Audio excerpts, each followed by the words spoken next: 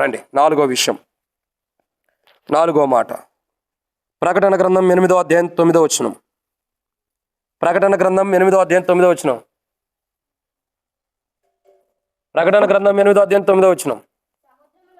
సముద్రములోని ప్రాణము గల జంతువుల్లో చాలా అక్కడ ఆగండి. ఇక్కడ ఓడల్లో 3వ భాగం నాశనం అయిపోయిన ఉంది. వ్యాఖ్యానంలో ఏమనుందంటే, ఈ నాశనం గురించి తర్వాత మళ్ళీ చూస్తాం.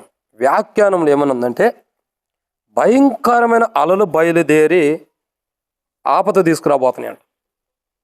ఏవండి? భయంకరమైన అలలు. ఇప్పుడు చూడండి, సముద్రంలో రక్తమయమైనటువంటి పెద్ద పర్వతం పడవేయబడింది.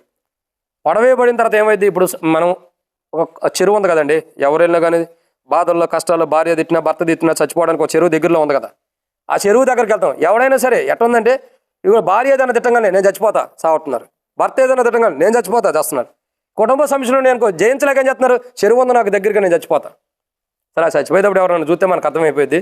ఎవరన్నా సరే చూడొద్దులే కానండి, ఎవరమైనా మనం తీసుకెళ్ళి మనం వెళ్ళి ఒక రాయి తీసుకుని ఆ చెరువు దగ్గరికి వెళ్ళి ఇట్లా రాయి ఇసిరేమనుకో, ఏం జరిగిద్ది? అది మౌనంగా లోపలికి వెళ్ళిపోయి ఏమీ ఎరగని దానికి అట్లాగే ఉండిద్దా? ఆ రాయి నీటి మీద పడంగానే ఏమైంది?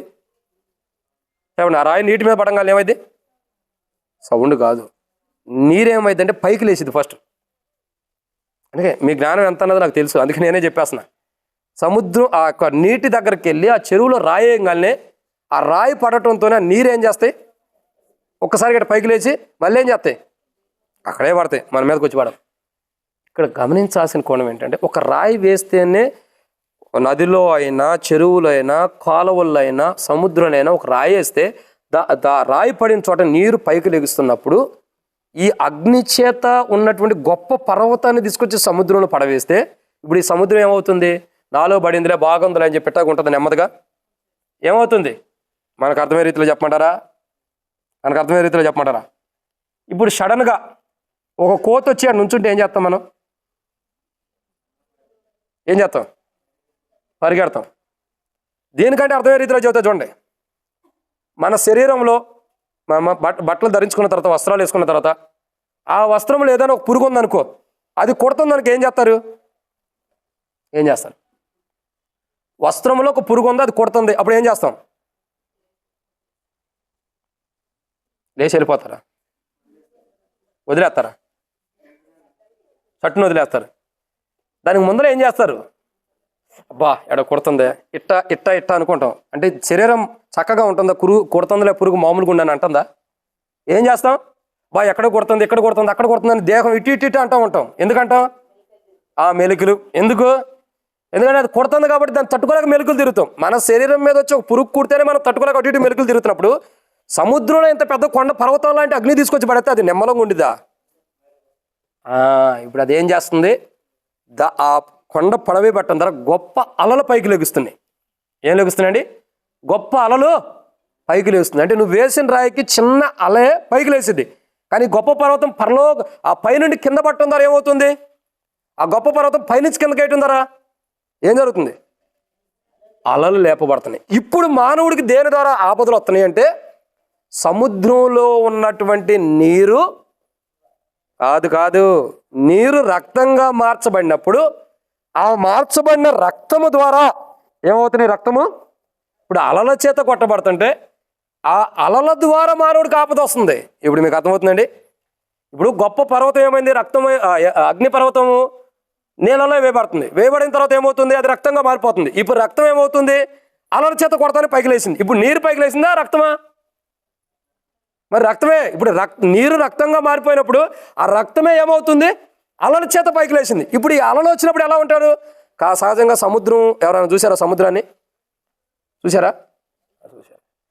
మరి హైదరాబాద్లో కూడా సముద్రం ఉంది, ఎవరైనా చూసారా? అదే సముద్రం. ఆ సముద్రం దగ్గరికి వెళ్ళినప్పుడు, అంటే మీరు వెళ్ళినోడు సముద్రం చూస్తే ఓకే, సముద్రంకి వెళ్ళినోళ్ళు ఉండాలండి. పిక్కులు కూడా వాట్సాప్లో స్టేటస్లు కూడా చూసాం. సముద్రం దగ్గరికి వెళ్తాం. సముద్రం దగ్గరికి వెళ్ళినప్పుడు ఏం జరుగుతుంది? అలలు ఎట్లా వస్తూ ఉంటుంది, ఆగిపోయిద్ది. ఇంకొక అల వస్తూ ఉండిద్ది, ఆగిపోయిద్ది. ఇంకోటి వస్తూ ఉండిద్ది, ఆగిపోయిద్ది. అంతేనా?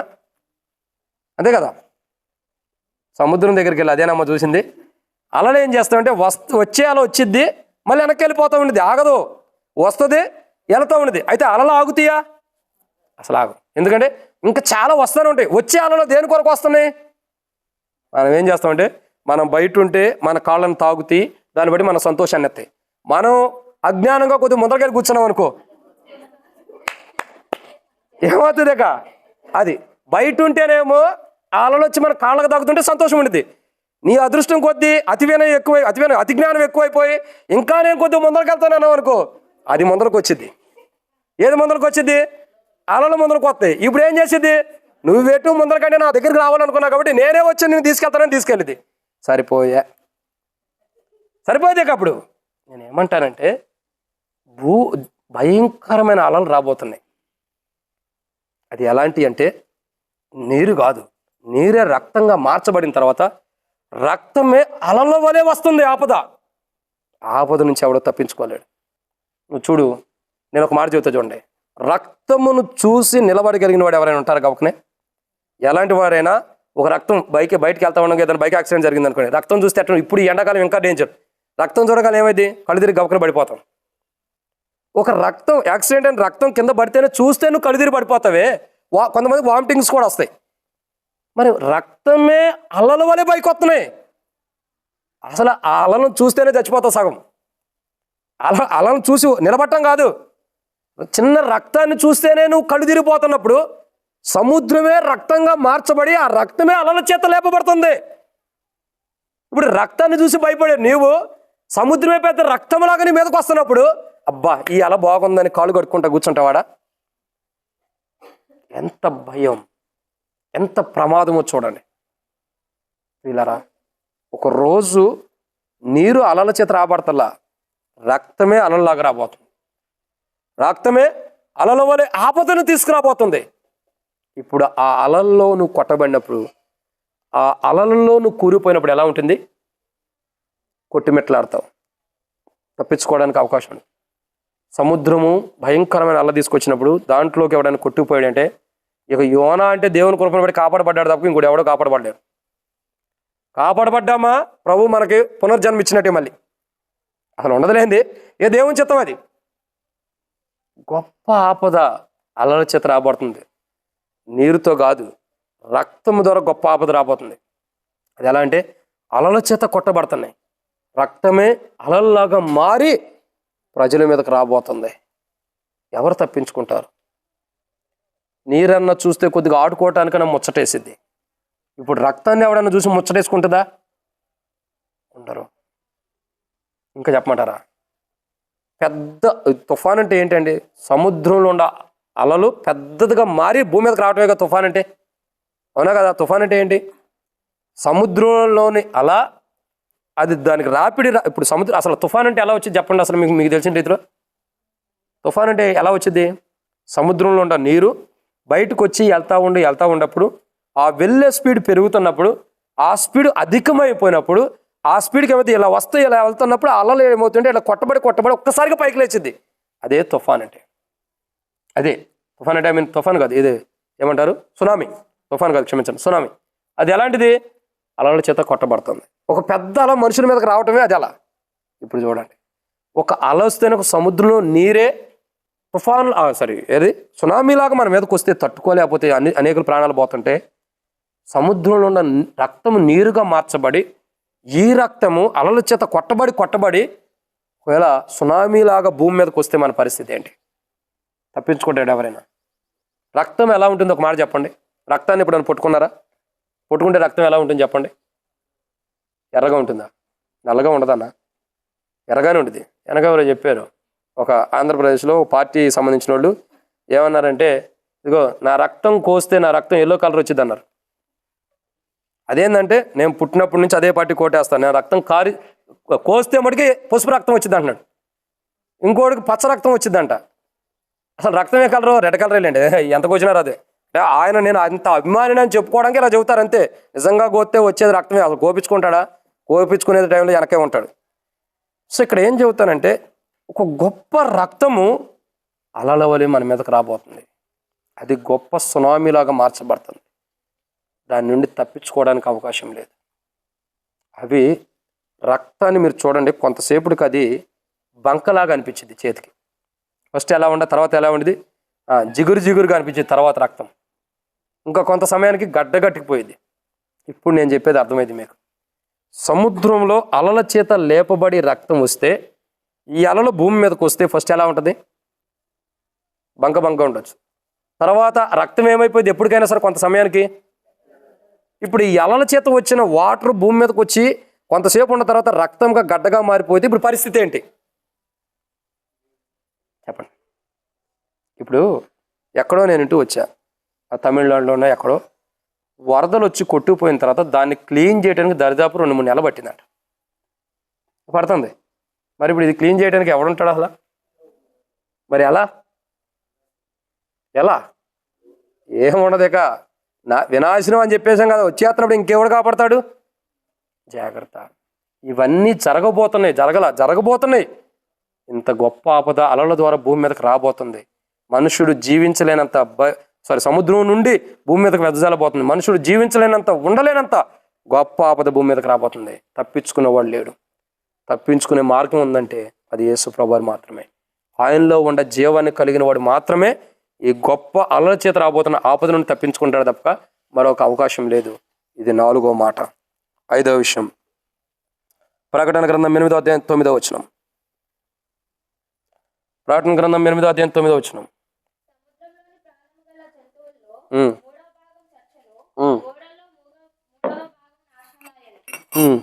చాలమ్మా.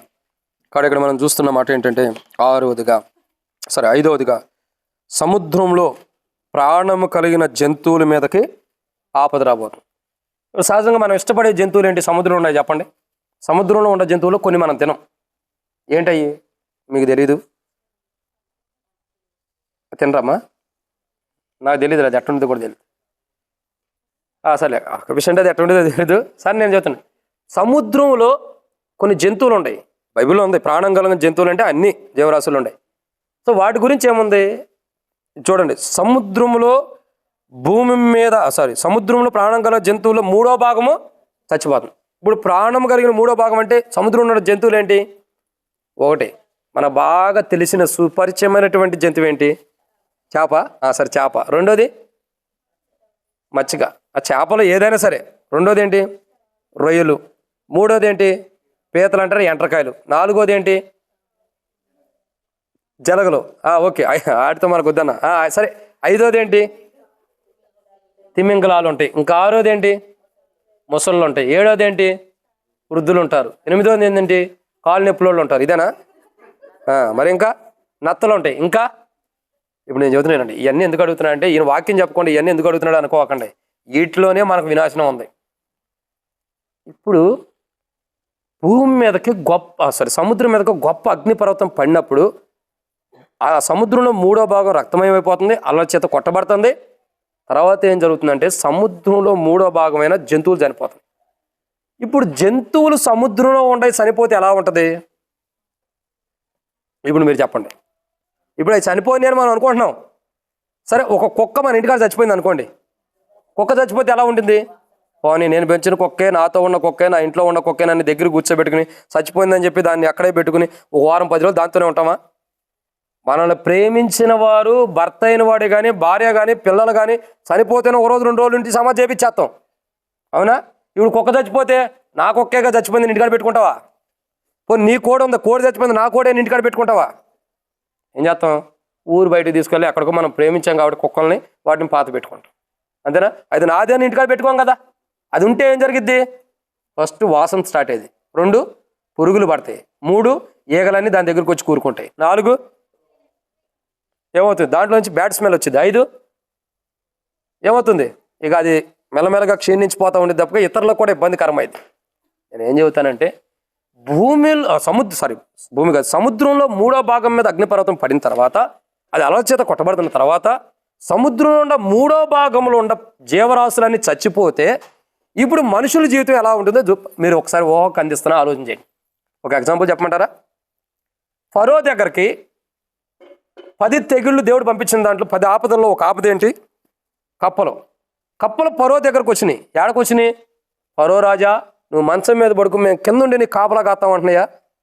ఏడకొచ్చినాయి? వారి మంచముల మీద కూడా, వారి బెడ్ల మీద కూడా వెళ్ళిపోయినాయి. వారు వంటగదుల్లో కూడా, వారి ఇళ్లలోకి వెళ్ళిపోయినాయి. వాళ్ళు ఎక్కడ కాలు పెట్టినా అక్కడ కప్ప ఉంటుంది. ఏడ కాలు పెట్టినా బతికొండ కప్ప ఇంట్లోకి వస్తేనే దాని వాసన తట్టుకోలేనప్పుడు ఇప్పుడు కప్పలన్నీ చచ్చిపోతున్నాయి. ఇప్పుడు వాటి వాసన ఎంత ఉండేది? చేపల వాసన ఎంత ఉండేది? రొయ్యల వాసన ఎంత ఉండేది? అవి మామూలుగా తింటేనే నీసు వాసన అంటాం. చేపలు మామూలుగా అయితే తినగలుగుతాం డైరెక్ట్గా, కారం పెట్టి కాల్చుకుని తింటే తప్పక, లేదంటే దాన్ని చక్కగా ఉడకబెట్టి నూనె ఆయిల్ వేసి కాల్స్తే తప్ప దాన్ని తినలేవు. ఒత్త చేప తింటారా? చెప్పండి, ఎవరైనా తింటారా? తినలేరు. యేసు ప్రభువు సైతం కూడా తన శిష్యులు యోహాను సువార్త 20 చూసినట్టే తన శిష్యులు వేటాడినప్పుడు ఆయన అక్కడ పెట్టిన చేపలను చూపిస్తారు. ఏవేది? కాల్చిన చేపలని ఉంటాయి. కాలవకోకుండా చేప, ఒత్త చేపను తింటామా?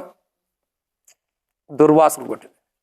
ఇప్పుడు ఒక చేపలో నుంచి వచ్చే దుర్వాసన, ఒక ఫ్రాన్స్ అంటే రొయ్యల్లో నుండి వచ్చే దుర్వాసన, కప్పల్లో నుండి వచ్చే దుర్వాసన, ఇంకెన్ని జంతువులైతే, ఎన్ని జీవులైతే సముద్రంలో ఉన్నాయో అవి చనిపోతే వాటిల్లో నుంచి వచ్చే దుర్వాసన అంతా కూడా ఎంత భయంకరంగా ఉండేదో చూడండి. ఇప్పుడు దీన్ని బట్టి మానవుడికి ఆపద ఎలా వస్తుంది? ఎలాగంటే సముద్రంలో 3వ భాగంలో ఉన్నటువంటి జంతువులు చనిపోవడం ద్వారా ఆ చచ్చిపోయిన వాటిల్లో నుండి వస్తున్నటువంటి దుర్వాసన ద్వారా ఏమవుతుంది? మానవుడికి ఆపద వస్తుంది. మానవుడికి ఆపద. ఇంకో మాట చెప్పమంటారా? ఈ దుర్వాసన ఎలా ఉంటుందో? ఇప్పుడు మనల్ని తీసుకెళ్ళి ఒక రూమ్లో పెట్టేసి ఆ రూమ్లో పొగేశారు అనుకో, ఏమైంది? మీరు పూర్వ దినాలు పెద్దలకు తెలుసు, మా వయసు వాళ్ళకి తెలుసు, మా వయసు తర్వాత వాళ్ళకి తెలియదు. ఏంటంటే పూర్వ దినాల్లో పిల్లల మాట అయినపోతే ముంత పొగ వేసేవాళ్ళు. మరి ఇటు ఏమంటారు తెలియదు, కానీ ఆంధ్రలో ముంత పొగ అంటారు. అంటే ఏంటి? ఒక ముంత లాంటిది తీసుకొచ్చి దాంట్లో కొన్ని మిరగాయలు వేసి, ఎండుమిర్చి చేసి, దాంట్లో కొన్ని ఇంకేటో మిరియాలు వేసి వాటిని ఏం చేసేవాడు? వాటిలో నుప్పులు పెట్టి వాడిని ఇంట్లో పెట్టి తలిపేసేవాడు. మాట వినకపోయినోడిని. మరి ఈ సైడ్ చేయలేదు అట్టుకుంటారే, కొత్తగా ఉండేటుంది మీకు వింటాం కూడా. ఏంటి తెలుసా? ఒక చిన్న బౌల్ లాంటిది తీసుకొచ్చి, ఆ దినాల ముంత అంటే పాతి కదా, ఏమంటారు, మట్టి ఉండే కదా, మట్టి పాత్రలో పైన పెంకు లాంటిది, అది తీసుకొచ్చి పైన మూత లాంటిది తీసుకొచ్చి, వీడి మాట ఏం లేదనుకో, వీడిని తీసుకెళ్ళి ఇంట్లో పెట్టేసి కాసిన మిరగాయలు తీసుకొచ్చి, కాసిన మిర్చితో పాటు ఇంకేవో తీసుకొచ్చి ఏం చేసేవాడు? దాంట్లో ఏం చేసేవాడంటే కొద్దిగా నుప్పు వేసి వాడిని ఆడే కూర్చోబెట్టేవాడు. ఈ నుప్పు మండిద్దా? మండదు. ఇదేమైద్ది? ఇది పొగ రావటం ద్వారా ఎక్కడి నుంచి పొగ వస్తుంది? ఇది మిరగాల మీద వేయబడింది. మిరగాల మీద వేయటం ద్వారా మిర్చిలో నుండి మిర్చి కాలుతుంది, దాంట్లో నుంచి పొగ వచ్చింది. ఆ పొగ దీనికి తట్టుకోవడం ద్వారా రూమ్ మొత్తం వ్యాపించింది. ఇప్పుడు వీడు కేకలు వేస్తాడు, నాయనా బయటికి దీని నీ మాట ఏంట, అమ్మా బయటికి దీని మాటలు ఏంట, అమ్మా నీ మాటలు ఏంట, ఇంకే మాటలు విన్నావు. ఎందుకు? ఈ ముంత పొగ తట్టుకోలేక. ఎట్టేసాడు? మిరపకాయలు తీసేది. ఇప్పుడు మిరపకాయలు ఎక్కడైనా కాలుతుంటే ఎవడైనా తట్టుకోగలుగుతాం మనం? ఎవరైనా తట్టుకుంటావా? ఇప్పుడు అగ్నిలో ఏం చేస్తామక్క? దగ్గు వస్తుంది, తట్టుకోలేము. ఆ పొగరకు బట్టి అది దేహంలోకి వెళ్తాం ద్వారా తట్టుకోలేక దగ్గుతూ ఉంటాం. వీడు ఎన్ని దగ్గుతాడు? వీడి దగ్గు రావాలి, వీడి జీవితం మారాలి, వీడి ప్రవర్తన మారాలని ఆ ముంత పొగేస్తారు. దానికి ఏమవుతాడు మానవుడు? ఆ లోపల ఉన్న పొగను తట్టుకోలేక ఇక ఒప్పేసుకుంటాడు. ఏం ఒప్పుకుంటాడు? ఈ సాగు చచ్చాకంటే ఆ మాట వింటాం, ఓకే మంచిదని చెప్పని నేను నీ మాట వింటానని ఒప్పుకుంటాడు. నేనంట ఒక రోజు భయంకరమైన రోజు రాబోతుంది. ఈ చేపలు సముద్రంలో 3వ భాగమైనటువంటి జీవరాశులు చనిపోయినప్పుడు, జీవం కలిగిన చనిపోయినప్పుడు ఆ వచ్చే వాసన ఎలా ఉంటుందంటే ఇలా ఉంటుంది. మనల్ని ఒక గదిలో పెట్టి ఆ ముంత పొగ ఎత్తి అట్లా ఉండేది, అట్లా ఉండేది ఆ వాసన. అప్పుడు నువ్వేమంటావంటే, ఈ వాసన నాకు వద్దు, దీని నుండి నువ్వు తప్పించు ప్రభా, నేను నీ బిడ్డకుంటానంటావు. అవకాశం ఎక్కడుంది? అలాంటి కృపాకాలం అయిపోయింది. సంఘం ఎత్తబడిపోతుంది, జీవం కలిగిన వారు ఎత్తబడుతున్నారు. ఇక నువ్వు విడబడిపోతున్నావు. అప్పుడు వచ్చి దుర్వాసనలో మునిగిపోయి నువ్వు తట్టుకోలేక, ప్రభు ఈ వాసన తట్టుకోలేను, నన్ను కూడా వెళ్ళిపోయిన వారితో తీసుకెళ్ళి ప్రభు అంటే తీసుకెళ్ళేవాడేడి? వెళ్తానికి అవకాశం ఉందా? మత్తయి సువార్త 25వ అధ్యాయం 10వ వచనం చూడగా, తలుపు ముయ్యబడెను, సిద్ధపడిన వారు వెళ్ళిపోయారు. సిద్ధపడిన వారు వచ్చామన్నారు, అయ్యా మాకు కూడా తలుపు తీయమంటే, నేను మిమ్మల్ని ఎరుగని మీరు ఎవరైనా తెలీదు అంటే అర్థం ఏంటి? సంఘం ఎత్తబడిపోయింది, సంఘం వెళ్ళిపోయింది. ఇక నువ్వు భూమి మీద విడవబడిన స్థితిలో ఉండి, ప్రభా ఇదిగో నేను ఈ తప్పు అయిపోయింది ప్రభా, ఇదిగో ఈ పొగలో ఈ దుర్వాసన నేను తట్టుకోలేను, ఇది నన్ను ముంచేస్తుంది, దీని నుంచి కాపాడు ప్రభా అంటే అలాంటి సంఘం వెళ్ళిపోయింది. ఇక నువ్వు వేడకెళ్తా. రెండోసారి సంఘం మళ్ళీ పెండ్లి విందులోకి వెళ్తాం లేదు. ఒక్కసారి సంఘం పెండ్లి విందులోకి వెళ్తుంది, మళ్ళీ ఇంకోసారి వెళ్ళటం లేదు. ఇక ఒకేసారి సంఘం ఎత్తబడిపోతుంది, మళ్ళా వచ్చి మళ్ళా సంఘం ఎత్తబడతాం, మళ్ళీ ఎత్తబడతాం, ఇవన్నీ లేవు. ఒక్కసారి ఆయన పాపులమైన మన కొరకు కలువరిశీలు ఎలా ప్రాణం పెట్టాడో ఒక్కసారి సంఘం ఎత్తబడుతుంది. ఒక్కసారి సంఘం ఎత్తబడిన తర్వాత మళ్ళీ సంఘం ఎత్తబడటానికి అవకాశం ఉందా? ఇప్పుడు ఏమైంది? విడవబడిన పరిస్థితి. ఈ దుర్వాసన తట్టుకోలేక కొందరు ఆత్మహత్యలు చేసుకోవచ్చు. కొందరు తమను తామే చంపుకోవడానికి ఇష్టపడి భయంకరమైన ఆపదను తట్టుకోలేక తమను తామే చంపుకోవడానికి ఇష్టపడతారు. కొందరు ఏమంటారంటే ఈ గొప్ప ఆపదను తట్టుకోలేక, ఈ దుర్వాసనతో వచ్చే ఆపదను తట్టుకోలేక పర్వతాల దగ్గరికి వెళ్ళి అంటారు, కొండలారా, గొర్రెపిల్ల మహోత్సవ దినం వచ్చింది, దాన్ని తట్టుకోలేకపోతున్నాం, మా మీద పడండి పర్వతాలు కొండల దగ్గరికి వెళ్ళి అంటారండి. ఏ కొండ అయినా దేవుడు సృష్టించిందే తప్ప దేవుని సృష్టిలో కానిది ఏదైనా ఉందా భూమి మీద ఉండవు? ఇప్పుడు దేవుడు అనుమతిస్తేనే మనుషుల మీద పడాలి, మనుషులను కాపాడాలి. దేవుని అనుమతి లేకపోతే ఎవరు కాపాడలేరు. గుర్తుపెట్టుకోండి. ఒక గొప్ప ఆపద 5వదిగా దేనివల్ల వస్తుంది? సముద్రంలో చనిపోయిన ప్రాణం కలిగిన జంతువుల ద్వారా వాటికి వస్తుంది ఆపద. అవి చనిపోవడం ద్వారా చనిపోయినటువంటి దుర్వాసన బట్టి మనకు ఆపద రాబోతుంది. ఓ రోజు తప్పించేవాడు లేడు. అది ఎప్పుడు వస్తుందంటే మనలో జీవం కోల్పోయినప్పుడు. ఆ కోల్పోయిన జీవాన్ని ఒకవేళ కోల్పోయిన స్థితిలో ఉండ సరిదిద్దుకోవడానికి ఆయన శరీరాన్ని మళ్ళీ మనకు మధ్యలో ఉంచాడు. ఇప్పుడు మనం ఏం చేయాలా? సరిదిద్దుకున్నప్పుడు ఆ గొప్ప ఆపద నుంచి, ఆ గొప్ప ఆపదల నుండి తప్పించబడతాం. లేకపోతే నీ మరణానికి నువ్వే ఉత్తరవాది. ఇది 5. 6వ విషయం, ప్రకటన గ్రంథం 8:9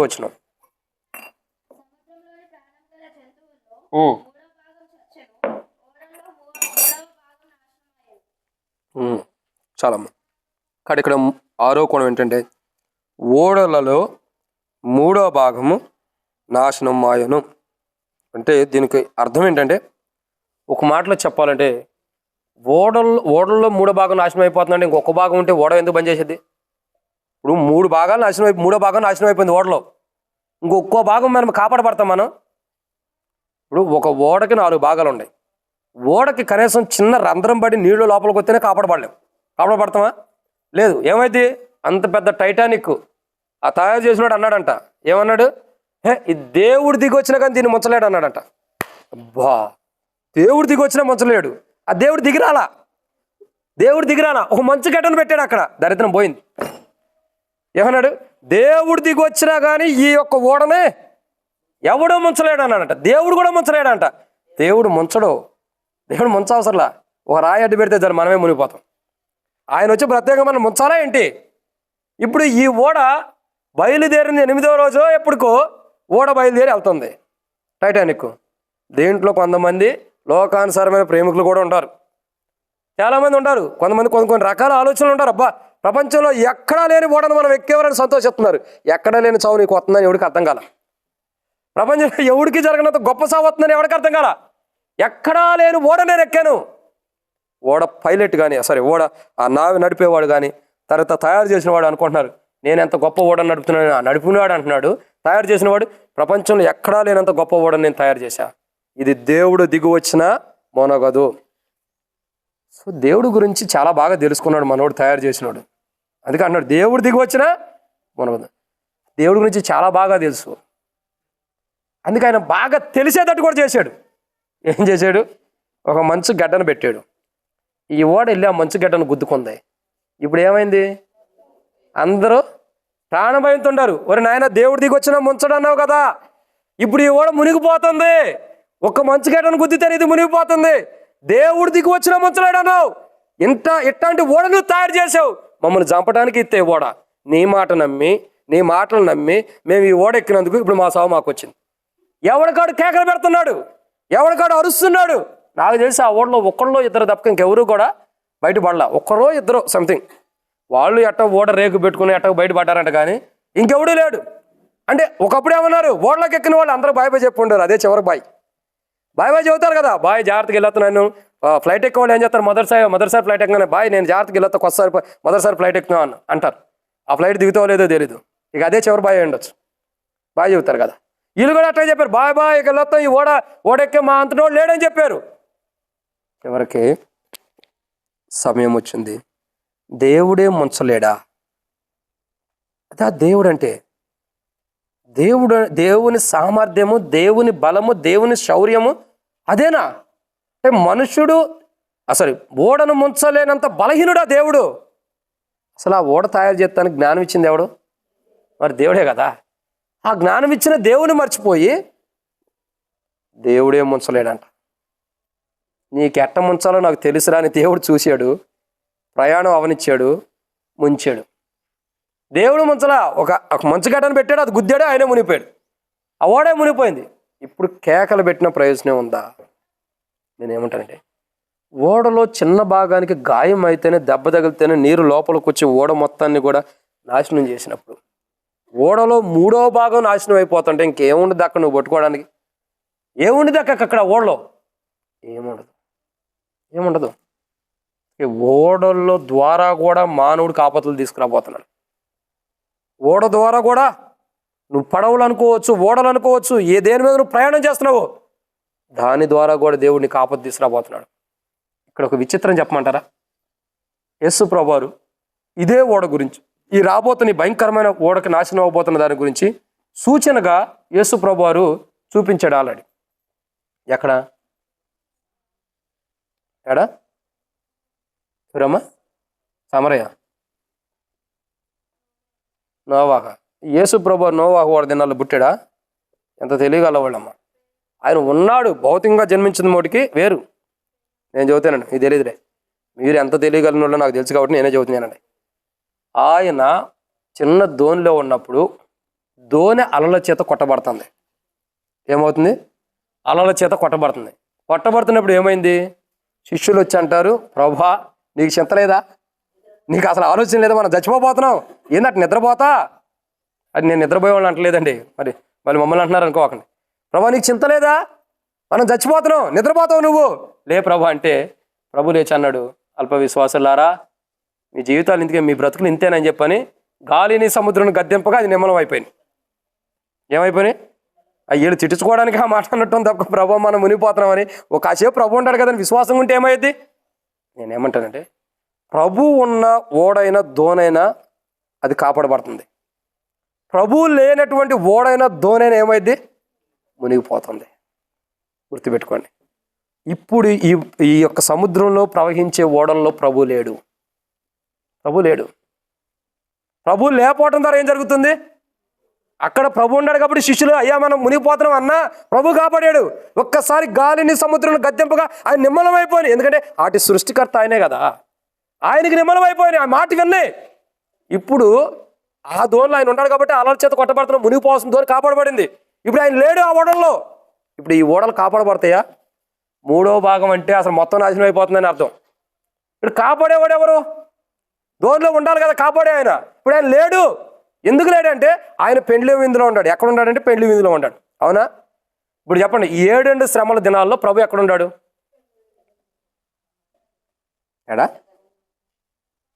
7 శ్రమలు భూమి మీద జరుగుతున్నప్పుడు ప్రభు ఎక్కడున్నాడు? అపోస్తలుడైన పౌలు తెస్సలోనికీయులకు రాసిన మొదటి పత్రిక 4వ అధ్యాయం 15 నుండి 17 రాయబడుతూ వచ్చినాయి. ఆర్భాటంతోను ప్రధాన దూత శబ్దంతోను దేవుని బోరతోను పరలోకం నుండి ప్రభు దిగి వచ్చును. ఎక్కడ దిగి వస్తున్నాడు? మధ్యాకాశానికి. క్రీస్తునందు మృతులైన వారు మొదట లేపడతారు, ఆ మీద సజీవమై మనం నిల్చుండి మనం లేపబడి ఆయనతో కూడా కొనుపోబడుతున్నాము. కాగా మనం సదాకాలం ఆయనతో కూడా ఉంటాం. ఎక్కడ కొనుపోబడుతున్నాం? ఎలా కొనుపోబడుతున్నాం? మేఘముల మీద కొనుపోబడుతున్నాం అంట. ఏడ కొనుపోబడుతున్నాం? మధ్యాకాశానికి కొనుపోబడుతున్నాం. ఇప్పుడు ప్రభు ఎక్కడున్నాడు? మధ్యాకాశం. ఇప్పుడు ఈ ఓడ ఎక్కడుంది? చెప్పండి, ఓడెక్కడ ఉంది? అసలు ఓడలు ఎక్కడ ఉంటాయండి? మన ఇంట్లో ఉంటాయా? మరి అది చెప్పండి అండి. ఓడెక్కడ ఉందంటే సముద్రంలో ఉంది. ప్రభు ఎక్కడున్నాడు? మధ్యాకాశంలో. ప్రభు ఏం చేస్తున్నాడు? మధ్యాకాశంలో తన సంఘము, భూమి మీద శ్రమలు, బాధలు, ఇబ్బందులు పొందినటువంటి సంఘానికి, కష్టపడిన సంఘానికి, అవమానాలు, నిందలు భరించిన సంఘమునకును, వేదనలు పడినటువంటి సంఘానికి ప్రతి బాష్ప బిందువును తుడిచి ఆ పెండ్లి విందులో ఏం చేస్తున్నాడు? ఆయన వారికి భోజనాన్ని సిద్ధపరిచాడు. భూమి మీద అవమానాలు, నిందలు, శ్రమలు భరించి ఎన్నో కొట్లాట్లు, ఎన్నో దెబ్బలు, ఎన్నో అవమానించబడి సువార్త చేసిన, పరిచయం చేసిన, సేవ చేసిన, ఎన్నో దెబ్బలు, ఎన్నో అవమానాలు, నిందించబడినటువంటి ప్రజలు సంఘంగా ఉంటారు. కాబట్టి వీళ్ళు భూమి మీద పడిన కష్టాలకి, బాధలకి, శ్రమలకి, ఇబ్బందులకి అన్నిటిని బట్టి వారికి ఒక్కసారిగా సంతోషాన్ని ఇవ్వడానికి పెళ్లి విందు ఏర్పాటు చేశాడు మధ్యాకాశంలో. అర్థమవుతుందండి? ఇప్పుడు నేను చదువుతానండి, పెళ్లి విందు దేని కొరకు? పెళ్లి కుమారుని కొరకైనా పెళ్లి విందు, అది వివాహం కొరకు. అసలు ఆ పెళ్లి విందులోకి వెళ్తే ఏముంది? నాకు తెలిసి ఎవరైనా మందిరానికి వచ్చేటప్పుడు మాడిపోయిన మొహం వల్లే వస్తాం కొంతమంది. ఎందుకంటే బాధలు, దుఃఖాలు, వేదనతో మందిరానికి వస్తాం. పెళ్లి విందులో కూడా ఎట్టాగెళ్తావా? ప్రభా ఎందుకు తీసుకొచ్చాయ్యా ఈ పెళ్లి విందులోకి? నేను ఎందుకు వచ్చాను ప్రభా అని అంటావా? మరి ఏం చేస్తావు పెళ్లి విందులోకి వెళ్ళిన తర్వాత? చెప్పాక ఏముంటుంది? సంతోషం ఉండిద్ది. పెండ్లి విందులోకి వెళ్ళాడు ఎవడైనా సరే, అయ్యా నేను ఎందుకు వచ్చానని ఏడుతాడా? పోన్లే అమ్మ, క్షణంలో బతికిపోయా, లేకపోతే నరకానికి వెళ్ళాల్సి సరిదిద్దుకోవటం ద్వారా, ప్రభువుల దగ్గర సరి చేసుకోవడం ద్వారా ఈరోజు బ్రతికిపోయా. ఇప్పుడు ప్రభు వచ్చాడు కాబట్టి నేను పెండ్లి విందులోకి వెళ్ళాను, సంతోషిస్తాం. ప్రభు శరీరంలో పాల్గొనడం ద్వారా, సరిదిద్దుకోవడం ద్వారా, ఆయన దేహంలో ఆయన రక్తంలో పాల్గొనడం ద్వారా సరిదిద్దుకున్నాను కాబట్టి పోన్లే. సరిదిద్దుకోగానే ప్రభు వచ్చినప్పుడు మా పోన్లే నేను సరిదిద్దుకున్నాను, సరిదిద్దుకోకుండా ముందే ప్రభు వస్తే నరకానికి వెళ్ళిపోయాడు, సరిదిద్దుకున్నాను కాబట్టి పెండ్లి విందులోకి వెళ్ళిపోతున్నాను. ఇప్పుడు పెండ్లి విందులోకి వెళ్ళిన వాడికి, ప్రతి వ్యక్తిగా సహోదరుడికైనా సహోదరికైనా సంతోషం ఉంటుంది. భూమి మీద ఉండవాడికి, భూమి మీద విడబడితే సంతోషం ఉంటుందా? ప్రతి పెండ్లి విందులోకి వెళ్ళిన వాడికి ఎలా ఉంటుంది? సంతోషం. అందుకే చూడండి, మనం పెళ్లి కాడికి వెళ్ళాం కానీ ఇప్పుడు ట్రెండ్ మారింది. ఫస్ట్ ఏం చేస్తున్నారు? ఫోన్ తీసుకెళ్తున్నారు. ఫోన్ తీసుకెళ్ళి ఏం చేస్తారు? నేను పెళ్లికి వచ్చాను అన్న దానికి సూచనగా ఫోటో తీసుకుంటారు. ఆ ఫోటో ఏం చేస్తాము? వాట్సాప్లో స్టేటస్ పెడతాం. పెట్టిన తర్వాత ఏం చేస్తాం? ఎదురు చూస్తాం ఎవడు లైక్ కొడతాడని. మనం చేసేది అదే కదా. పెళ్ళికి వెళ్ళిన తర్వాత చూసే వాళ్ళు ఎవరో పెళ్లి చేసుకుంటే నువ్వు వెళ్ళి ఫోటో దిగి నీ ఫోటోకి లైక్ కొట్టాలని ఎదురు చూస్తావు. దేనికి? ఎవడో లైక్ కొట్టలేదు అనుకో, ఏంది ఇంతమంది ఫోటో చూసారు ఒక్కడో లైక్ కొట్టలేదని భారం. ఇక్కడ కొత్తగా వచ్చింది వాట్సాప్లో లవ్ సింబల్ వస్తుంది లైక్ కొడితే. ఇది కొట్టలేదు అనుకో, మొహం అంతా మాడిపోయేది. నేనేమంటానంటే, ఒక పెండ్లి విందుకి వెళ్ళి నువ్వు అంత సంతోషాన్ని అనుభవిస్తుంటే ఇది దేవుని కుమారుని యొక్క పెండ్లి విందు. మన ప్రభు అయిన యేసుక్రీస్తు ప్రభువారు, జగద్రక్షకుడైన యేసు ప్రభువారు, సర్వ సృష్టికి ఆది సంభూతుడైన యేసు ప్రభువారు, ఈ లోకాన్ని సృష్టించిన వాని వివాహానికి వెళ్తున్నప్పుడు ఇంకెంత ఘనంగా ఉండేది చూడండి. ఆ పెండ్లి విందులోకి వెళ్ళినప్పుడు మాట చూత చూడండి. మీలో చాలామంది అధికమైన ధనవంతుల యొక్క వివాహాలకు వెళ్ళిన వాళ్ళు ఉన్నారు. చావులకు కాదు, వివాహాలకు వెళ్ళిన వారు చూస్తే పెద్ద పెద్ద ఏమంటారు ఫంక్షన్ హాల్ బుక్ చేసేసి, పెద్ద పెద్ద ఫంక్షన్ హాల్తో ఇంట్రడక్షన్లోనే, ఆరంభంలోనే చాలా ఘనముగా మనం రావటం కొరకై కింద ఫ్లోర్ మ్యాట్స్, ఆ సైడ్ ఈ సైడ్ వాల్స్ కట్టి పైన ఎన్నో రకాలుగా ఎన్నో వింతలుగా చేస్తూ ఆ ఫంక్షన్ హాల్లోకి వెళ్ళటానికి మనుషుడు ఆ ఎంట్రన్స్ అవ్వగానే ఎంత బాగా ఉందిరా ఈ ఫంక్షన్ హాల్ అని సంతోషిస్తారు. ఎక్కడికి వెళ్ళేటప్పుడు? ఆ ఫంక్షన్ హాల్కి వెళ్ళేది. అవునా? సంతోషంగా వెళ్తాం ఆ ఫంక్షన్ హాల్లోకి. అదేదో మురికి పట్టిపోయి పాసిపోయి సరిగ్గా కుర్చీలు లేకుండా, కూర్చోడానికి కూడా లేకుండా, వండటానికి సామాను కూడా లేకుండా ఉన్న ఫంక్షన్ హాల్లోకి అయితే ఏమంటాం? ఏంద్ర ఎట్లాంటి ఫంక్షన్ హాల్లో పెళ్లి చేస్తున్నాం అంటారు. అవునా?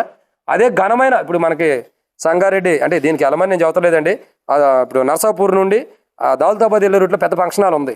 నేను మొన్న అడుగుతూ వచ్చే సంతోషాన్ని, అన్న ఇది ఫంక్షన్ హాల్ అంటే అవునన్నా అన్నాడు. ఎంత ఉండిద్ది అన్న అంటే, ఏముండదన్న 1,50,000 2,00,000 ఉండిద్ది అది అన్నాడు. ఇది రెంటే ఒక్కరోజు రెంటే 1,00,000 అంట. పోనీ దాని సమయం మనకు వద్దులేండి.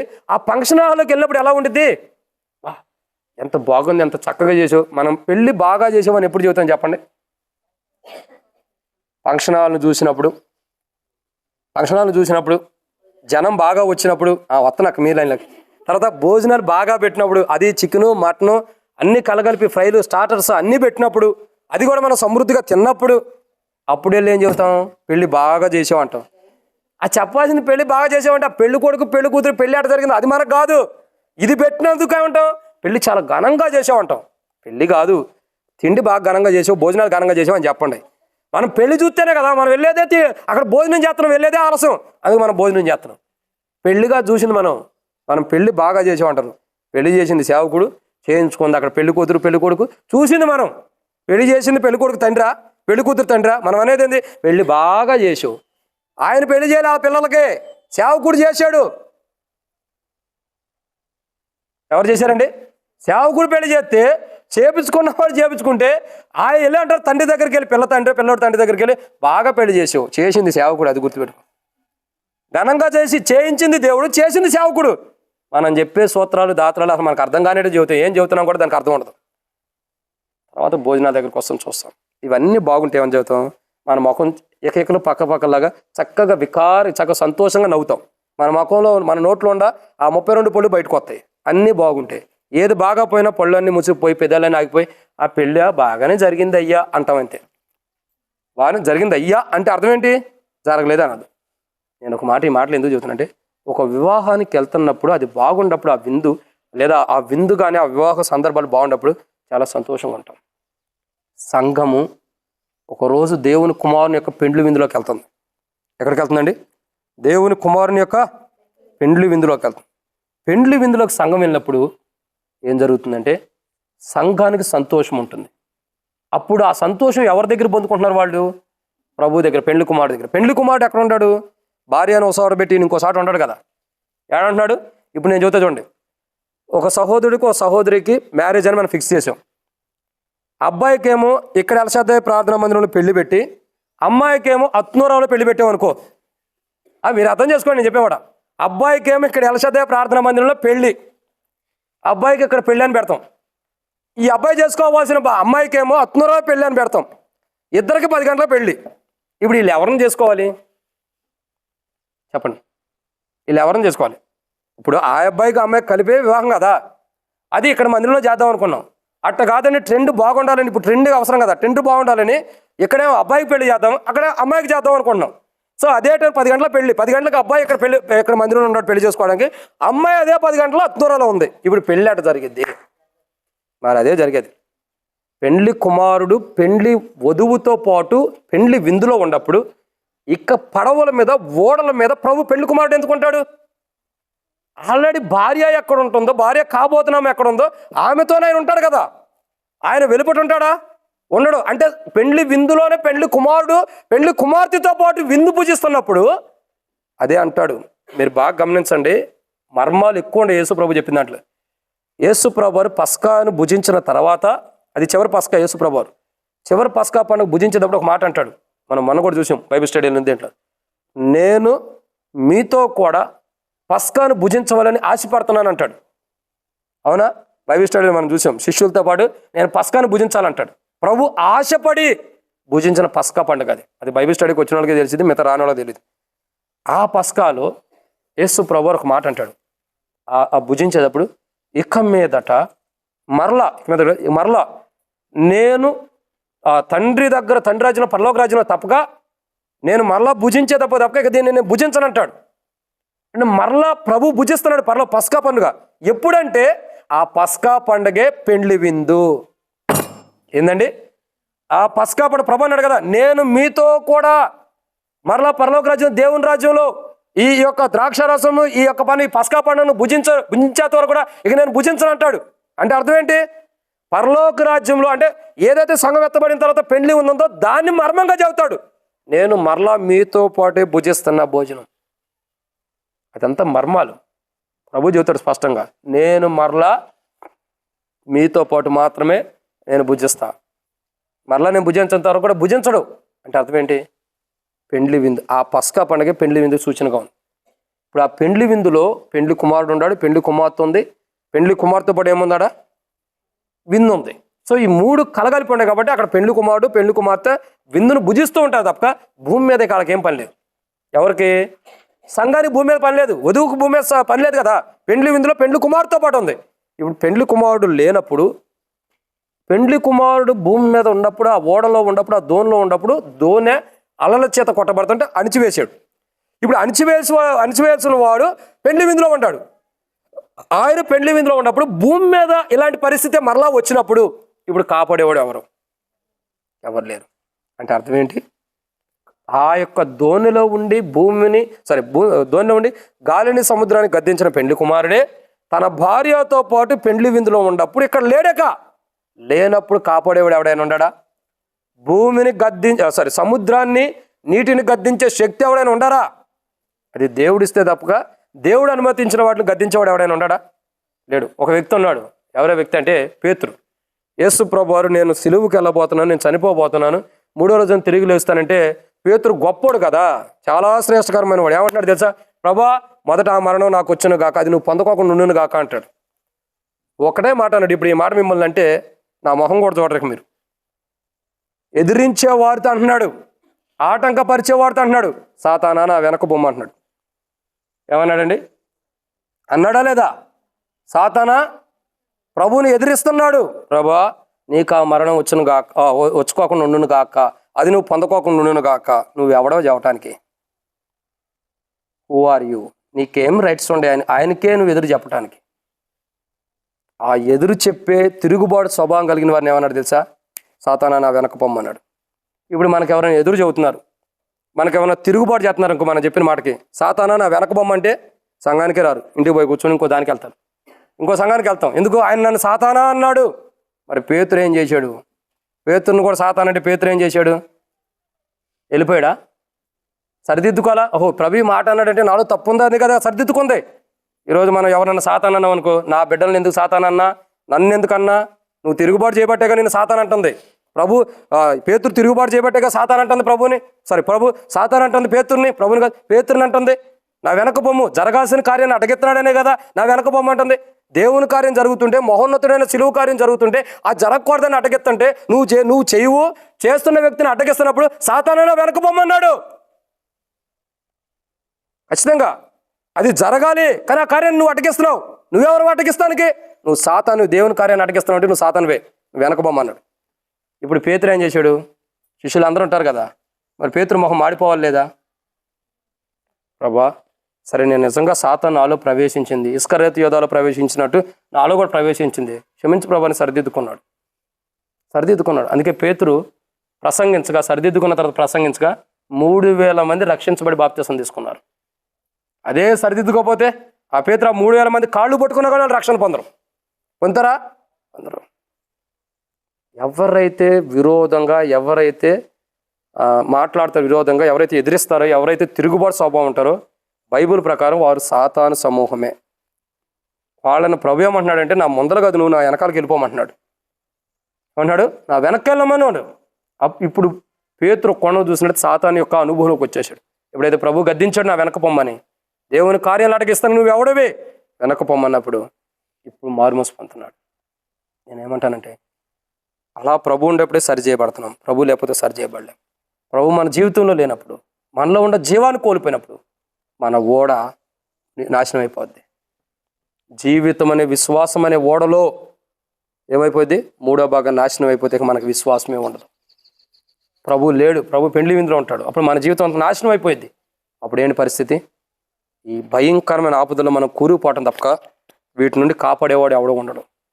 ఆ భయంకరమైన స్థితి నీకు రాకూడదంటే, విడవబడకూడదంటే, నీలో నాలో ఉన్న జీవం ఎక్కడైతే పోగొట్టుకున్నామో ప్రభు దేహం దగ్గరకు వచ్చి ఆ రాబోతున్న భయంకరమైన ఆపద నుండి క్రీస్తు యేసులో జీవం కలిగిన వారు, నూతన యేసులో జీవం కలిగిన వారుగా కోల్పోయిన జీవాన్ని మరలా మనం తిరిగి సమకూర్చుకోవడం కొరకే ప్రభు దేహంలో సరిదిద్దుకుని పాల్గొంటే ఆ జీవం మరలా మనకి ఇవ్వబడుతుంది. ఇది అన్నమాట. 7వ విషయాన్ని చూద్దామని. 7వ మాట చూసినట్టయితే ప్రకటన గ్రంథం 8వ అధ్యాయం 8వ వచనం.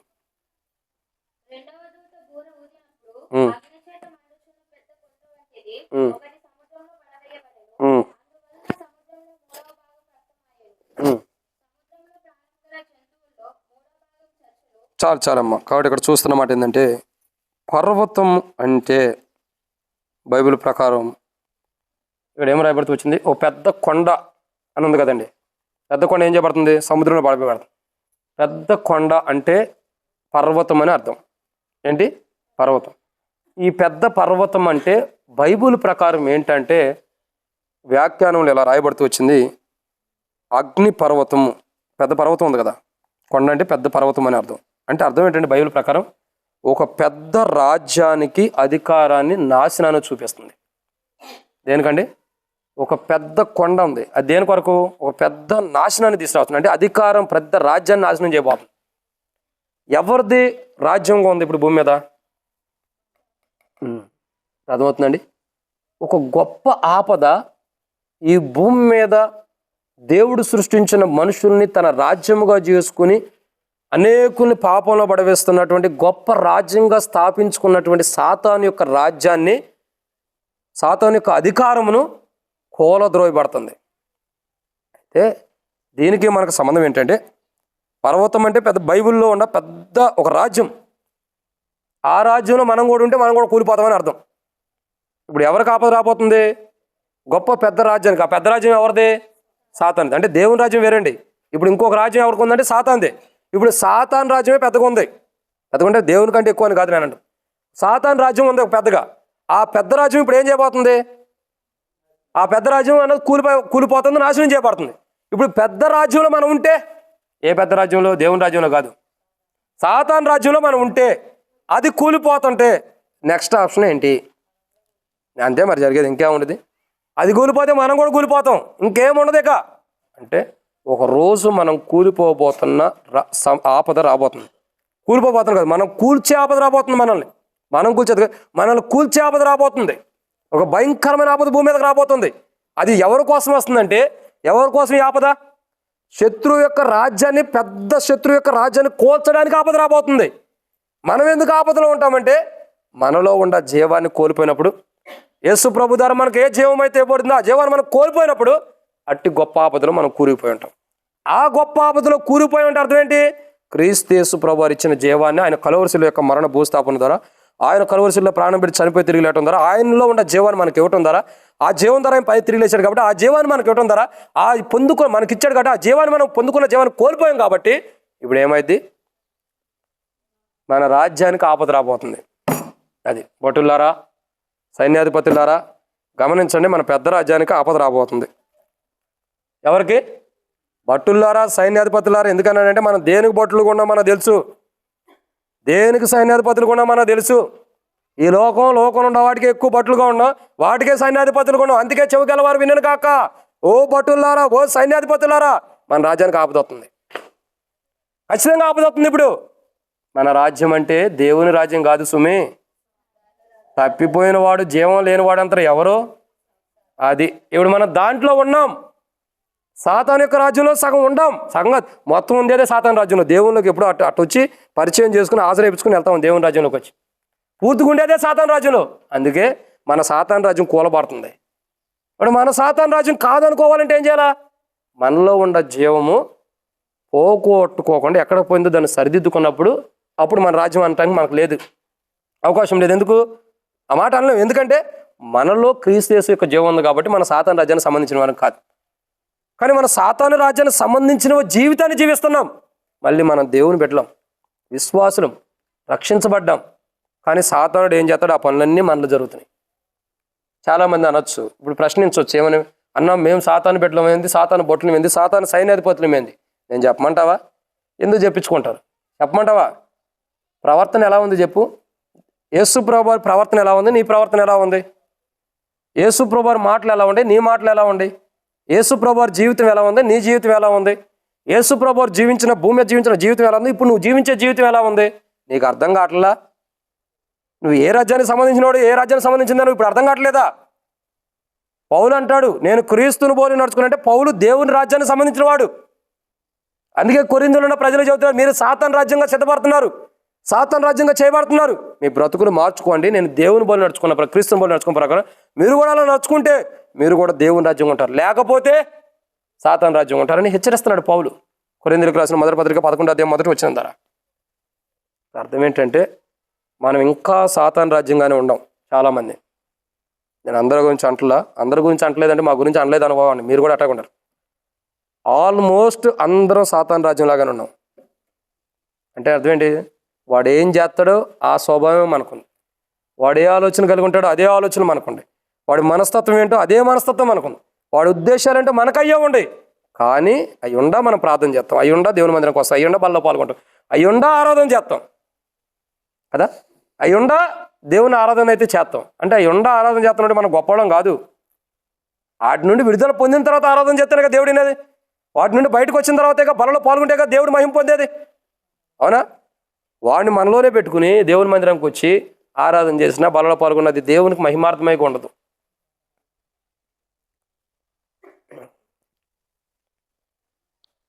ఎలా ఉంటుందండి? దేవునికి మహిమకరంగా ఉండదు. అందుకే నేను చెప్పే మాట ఏంటంటే మనం ఇంకా సాతాను బిడ్డలాగానే జీవిస్తున్నాం.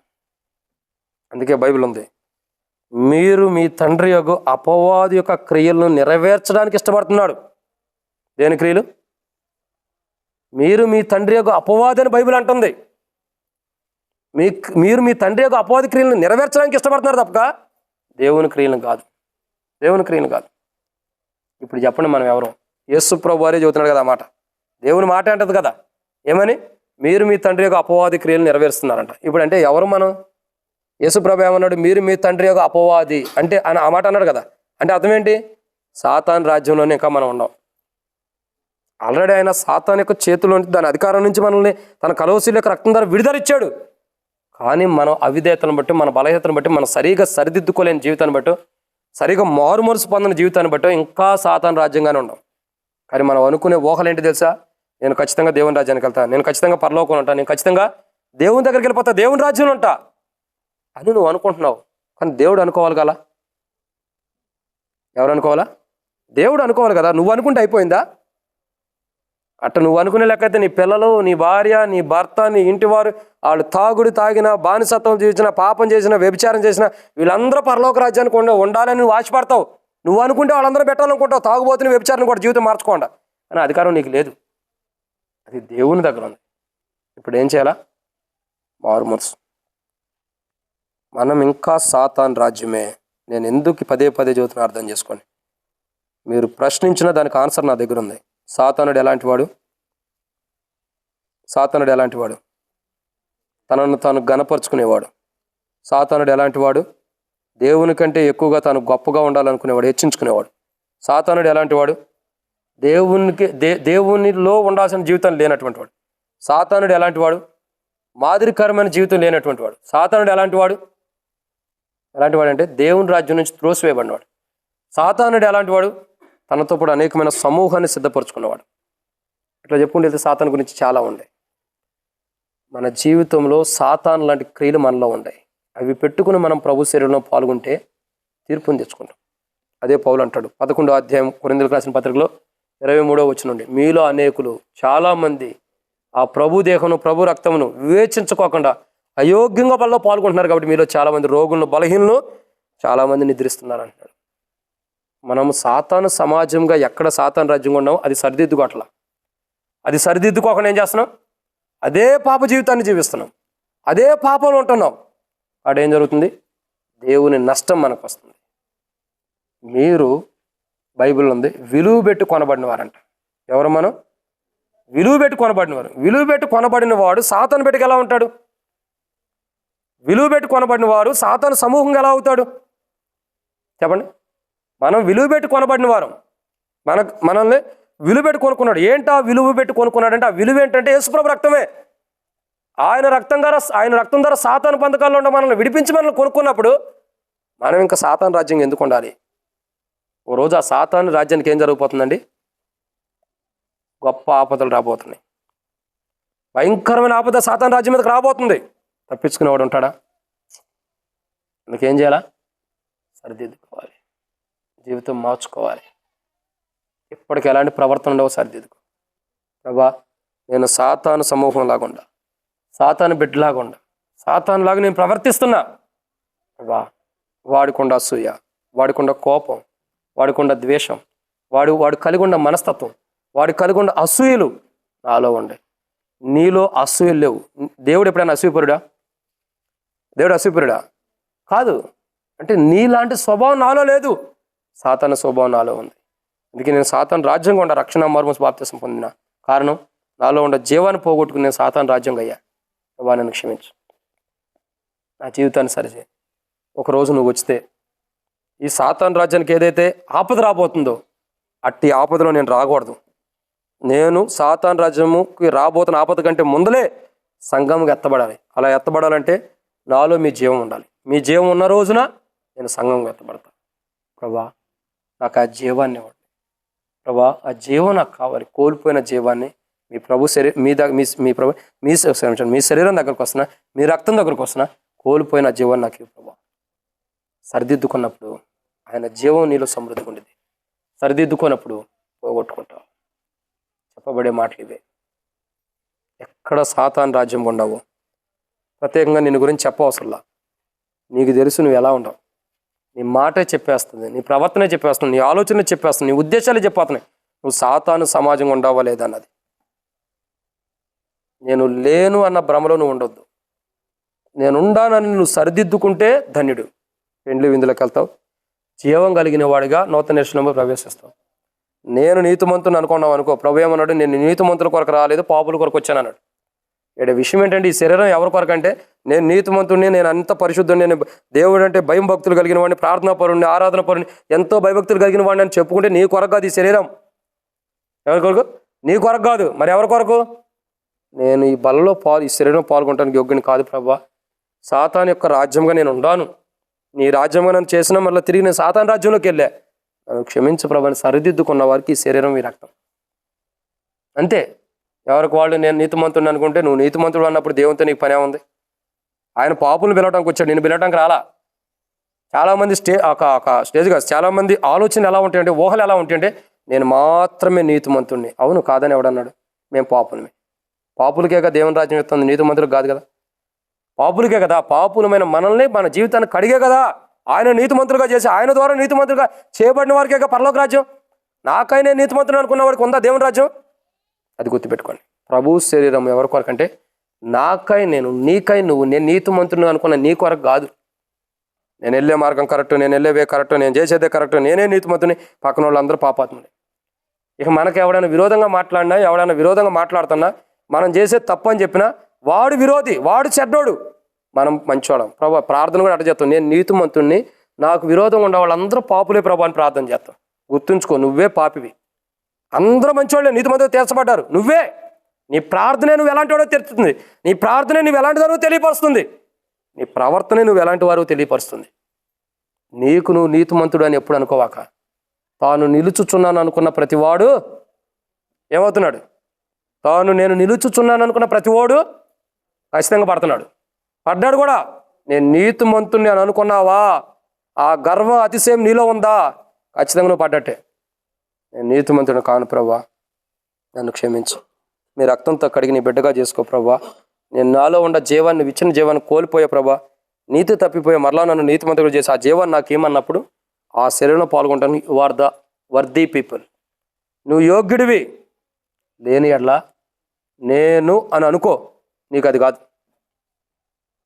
నీవు అనుకున్నప్పుడు ఇంకా నీతి దాంతో సంబంధం ఏంది? దాంతో ప్రభు శరీరం, ప్రభు రక్తంతో సంబంధం ఏముంది? నువ్వు అనుకున్నప్పుడు ఇంకో దాంతో నీకు అవసరం లేదు. ఓ బాబు, అదిగో మీ అమ్మ అక్కడ ఉంది కాబట్టి నువ్వు నాది అనుకున్నప్పుడు, నేను అనుకున్నప్పుడు ఇంకోళ్ళతో సంబంధం లేదు. ఒక మాట చెప్పి నేను ముగిస్తా చూడండి. ఇప్పుడు ఒక ఎగ్జాంపుల్ చెబుతున్నా, అంటే ఇది తప్పుగా అర్థం చేసుకోవాలి. ఇప్పుడు ఒక వ్యక్తి వంట చేస్తున్నాడు అనుకోండి, నేను వంట చేసేవాళ్ళని కూడా తప్పు అంటలేదండి, చెబుతున్నా. ఒక వ్యక్తి వచ్చి వంట చేస్తున్నాడు అనుకో, ఇది నేను చేస్తాను అన్న తర్వాత ఇంకోటి వచ్చి చేస్తాడా? చేయడు. అన్న నేను వంట చేస్తాను, నా ఒక్కడి వాళ్ళే కాదు, ఇంకెవరినైనా సమకూర్చమంటే ఏం చేస్తాం? అప్పుడు కొంతమంది ఇస్తాం. నేను ఒక్కడనే చేస్తానంటే ఇంకోటి ఇస్తాం. మనం చేస్తానన్న తర్వాత ఇంకోటి నువ్వు అడిగినా ఏమో, ఎందుకెవరు? నువ్వు ఆల్రెడీ చేస్తానని చెప్పావు కాబట్టి. అంటే నువ్వు నీతిమంతుడు అన్న తర్వాత ఇంకోటితో నీకు సంబంధం లేదు. నేను నీతిమంతుడిని అన్న తర్వాత నీకు ఇంకా దేవునితో కూడా సంబంధం లేదు, అంతే కదా. నేను కాదు అన్నప్పుడు ప్రభు నీకు సహాయం చేస్తాడు, నేను అన్నప్పుడు చేయడు. ఇప్పుడు బల దగ్గరికి ఎలా వస్తున్నావు? నేను అనే స్వభావం సాతాను రాజ్యం.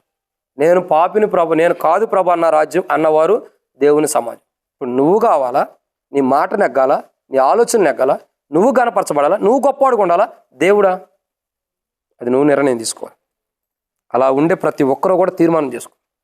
నువ్వు సాతాను రాజ్యంలో ఉండవు. ఇప్పటికైనా కళ్ళు తెరువు, ఇప్పటికైనా మారుమనసు పొందు. ఆయన చెబుతున్నాడు, సంఘములకే చెబుతున్నాడు నువ్వు మారుమనసు పొందాలని. సాతాను రాజ్యం కూడా నీతోనే ప్రభు మాట్లాడుతున్నాడు. ఇప్పటికైనా మారుమనసు పొందు. ఏమందలా? ఇప్పటికైనా మారుమనసు పొందు. లేని ఎడల నీ నష్టం, నీ శాపం నువ్వే తెచ్చుకుంటా తప్ప ఎవడో భరించడం. భయంకరమైన ఆపదలు భూమి మీదకి రాబోతున్నాయి. ఎవరి పేరైతే యెరూషలేము అంటే నూతన యెరూషలేములో తమ పేరు లిఖించబడుతున్న గ్రంథంలో వారు తప్పించబడుతున్నారు. ఎటువంటి పరిస్థితులను తప్పించబడుతున్నారు? మొదటిగా వినాశనం ఉంది, 2 అగ్ని చేత, 3 సముద్రంలో రక్తము ద్వారా, సముద్రంలో అవుతున్న రక్తమును బట్టి, 4 భయంకరమైన అల్లల ద్వారా, 5 సముద్రంలో ప్రాణం తీసే జంతువులను బట్టి, 6 ఓడలో 3వ భాగం, 7 అగ్ని పర్వతం అంటే పెద్ద రాజ్యం, సాతాను యొక్క పెద్ద రాజ్యం. ఒకవేళ వీటన్నిటిని బట్టి మానవుడికి ఆపద వస్తుంది. ఇలాంటి పరిస్థితులు ఉంటే సరిదిద్దుకోవడానికి ప్రభు శరీరం ఉంది. సరిదిద్దుకుంటే పాల్గొంటే ప్రభు వచ్చిన తర్వాత జీవం కలిగిన వాడిగా పరలోక రాజ్యానికి వెళ్తావు. సరిదిద్దుకోకపోతే నరకానికి వెళ్తావు. అది చాయిస్ ఎవరు? నీ జీవితం, నీ బ్రతుక్కి నువ్వే ఉత్తరవాది. ఎవరికి ఎట్టి కూడా సంబంధం ఉండదు. నువ్వు సరిదిద్దుకోకుండా బలలో పాల్గొను, దాని తీర్పు నువ్వు తెచ్చుకుంటావు తప్ప ఎవరికే రాదు. జాగ్రత్త, మన జీవితాలు బాగుండాలి. బల్ల విరిచే నేనైనా, బల్ల పంచే మీరు కూడా సరిదిద్దుకోవాలి. సరిదిద్దుకోకుండా బల్ల పంచిన, సరిదిద్దుకోకుండా బల్ల విరిచిన, సరిదిద్దుకోకుండా బలలో పాల్గొన్న తీర్పు వచ్చేది. అది గుర్తుపెట్టుకోవాలి అందరూ కూడా. లేకపోతే ఓ రోజు నరకం తప్పక పరలోక రాజ్యం లేదు. అక్కడ రాబోతున్న ఆపదను తప్పించబడిన వారమై ప్రభువులోకి వెళ్ళడం కొరకు ఇప్పుడు సరిదిద్దుకుని ఆ నూతనమైన అనుభవంలోకి తీసుకొచ్చినటువంటి ప్రభు శరీరంలో మనం పాల్గొనడం కొరకై రాబోతున్న భయంకరమైన ఆపదను తప్పించబడి నూతన విషయంలో మన పేరు పెండ్లి విందులో మనం ఉండటం కొరకై ప్రభు మనం సిద్ధపరచడం కొరకై మన జీవితాలు సరిదిద్దుకున్నట్లు ప్రభు సాయం చేయను కాక. ఆమేన్. ప్రార్థన చేసుకుందాం. ఎవరు కూడా అటు ఇటు చూడదు. ఎవరు కూడా అటు ఇటు చూడదు. ప్రార్థన. కళ్ళు మూసుకోనండి. ఎవరు కూడా కళ్ళు తెరిచి అటు ఇటు చూడొద్దు. వాక్యం విన్న తర్వాత మన హృదయాన్ని మనం చూసుకోవడానికే టైం సరిపోదు. ఇంకా అటు ఇటు చూడొద్దు. ప్రార్థన. ఒక చిన్న ప్రార్థన. ప్రేమ కలిగిన తండ్రి, పరిశుద్ధుడు అయిన దేవా, ప్రభు అయిన యేసుక్రీస్తు ప్రభువారి యొక్క క్రీస్తు యేసు ప్రభువారి యొక్క నామములో మీకు వందనాలు. మీరు ఇచ్చిన కృపకే వందనాలు. రాబోతున్న భయంకరమైన ఆపదలు రాబోతున్నాయి. వాటిలో ఈరోజు రెండో విధానాన్ని చూసాం. సముద్రము, దాంట్లో పడుతున్న నీరు, దాంట్లో ఉన్న నీరు, దాని మీద పడుతున్నటువంటి అగ్ని, అలల చేత కొట్టబడతాం. గొప్ప వినాశనాన్ని చూస్తున్నాం. ప్రభా, ఆ వినాశనంలో మేము ఉండకోకుండా, ఆ గొప్ప వినాశనానికి మేము వెళ్ళకోకుండా మమ్మల్ని కాపాడండి, మమ్మల్ని సరిదిద్దండి. యేసు ప్రభా, నీ చిత్తం, నీ ఉద్దేశం మాకు కావాలి. మేము నీతిమంతులం కాము, పరిశుద్ధులం కాము, మేమందరం పాపులమే. ప్రభా, మమ్మల్ని క్షమించండి. మమ్మల్ని ఒకనొకప్పుడు మీ కలువసిలో రక్తం ద్వారా మీరు కడిగి క్షమించారు. కానీ మేము ఆ ధన్యతను మరలా పోగొట్టుకున్నాం. దేవుని రాజ్యం ఉండే ధన్యత, పెండ్లి విందులోకి వెళ్ళే ధన్యత, జీవం కలిగిన ధన్యతను కోల్పోయాం. ఇప్పుడు పాపంలో చేయబడి పాపులుగా ఉన్నాం. క్షమించండి, సరిచేయండి. మీ రాజ్యానికి వారసులుగా చేయమని, జీవం కలిగిన వారికి ఉండటం కొరకై మా తప్పులు పొరపాటు క్షమించి క్రీస్తు యేసు యొక్క శరీరంలో పాల్గొంటుండగా, క్రీస్తు యేసు ప్రభువారి యొక్క శరీరంలో పాల్గొంటుండగా జీవం కలిగిన వారికి మమ్మల్ని చేయమని, మాలో క్రీస్తు యేసు యొక్క జీవం ఉన్నప్పుడు నూతన యెరూషలేములో పరలోక రాజ్యంలో మేము ఉంటాం. ఆ జీవం కలిగిన వారు మేము ముందర సాగటానికి సహాయం చేయమని ప్రభువైన యేసుక్రీస్తు నామములో ప్రార్థన చేస్తున్నాను తండ్రి. ఆమేన్. చేసి అట్లాగే మౌనంగా ప్రార్థనలు ఉందాం. అటు ఇటు చూడొద్దు. ఎవరికి వారు మనం పరీక్షించుకుని మన జీవితాలు సరిదిద్దుకుని వాళ్ళలో పాల్గొందాం. అటు ఇటు చూడద్దు ఎవరు కూడా.